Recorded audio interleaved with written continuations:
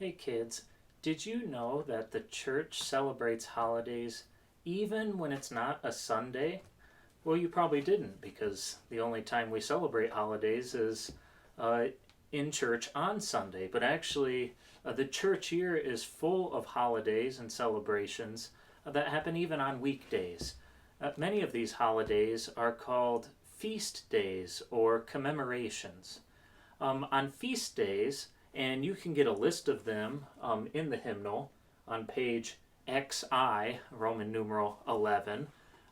You can get a list of all the feast and festivals, and these feast days celebrate important people in the Gospels, important people in the life of the church, and important events.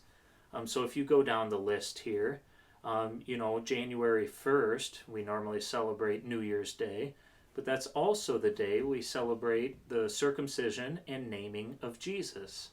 Um, Moving down the list, in February, we celebrate the feast of the purification of Mary and the presentation of our Lord in the temple.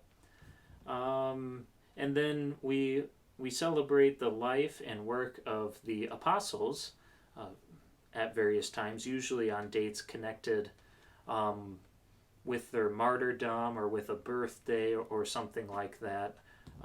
Although with a lot of the apostles, we don't know that exact date, so we just give them a day. But in April, we celebrated the feast of Saint Mark. In May, we celebrated the feast of Saints Philip and James. And today, which is why I'm doing this video today, we celebrate the feast of Saint Barnabas, who's an apostle we hear a lot about in the book of Acts. And then in the hymnal, if you flip the page, you also see a big list of calendar dates of commemorations, they're called. Now, these commemorations aren't really big holidays like the feast days. A day that we would give a special day, a special church service in church. That's why those other important days are called feast days, because it would be a day of a feast in the church. So a day people would come and receive the Lord's Supper and celebrate the gifts of God in celebration of these apostles or these events. But these commemorations are kind of like honorable mentions. Saints that we can learn from and celebrate God's grace in their life and see them as an example in our own lives. And so in this list of commemorations, you have people like Sarah and Abraham, people like Jacob, the patriarch, people like Joseph, Job, Esther. But then you also have people throughout the history of the church, even after the time of scriptures. So here in June, we've celebrated the commemoration of Justin, who was a martyr in the early church. He died for his faith. Actually, tomorrow on the 12th, we celebrate the Council of Nicaea, where the Nicene Creed began to be formulated.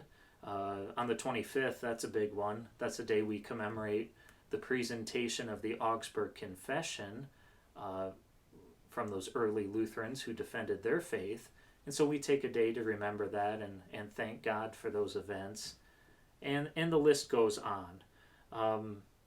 So, if you want, you can find these lists of feast days and commemorations, and you can remember these people at home. Actually, if you or your parents sign up for the St. John's Flock Note for our prayer chain or our text on the text, we always read the text of a feast day in our text on the text messages, and we always pray a prayer of thanksgiving on feast days and commemorations. So if you sign up for St. John's prayer chain, you'll get to kind of follow along and celebrate with us. Another resource, and we've talked about this one too, the Treasury of Daily Prayer. Anytime it's a feast day or a commemoration, it'll give a little bit of a biography of who it is we're celebrating or what we're celebrating. And so you really should just buy one of these. They're not that expensive. You'll use it every day.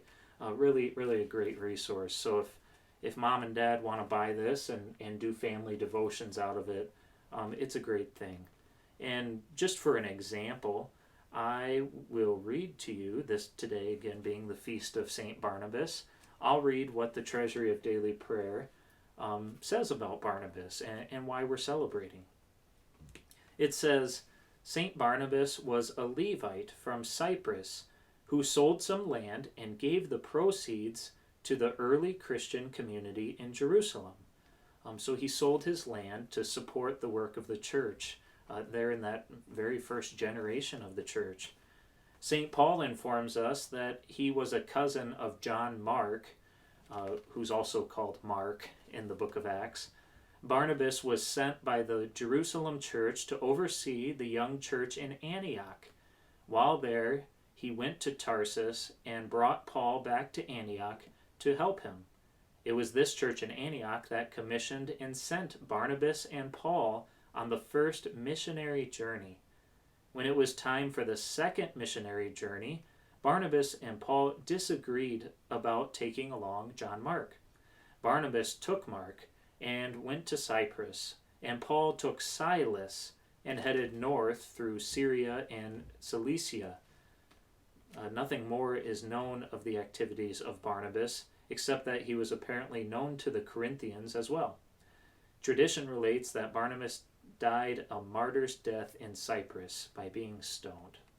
And we also know about Barnabas that we call him Barnabas the Encourager, because he encouraged those first Christian churches and encouraged his friend John Mark as he took him along to spread the gospel along with him.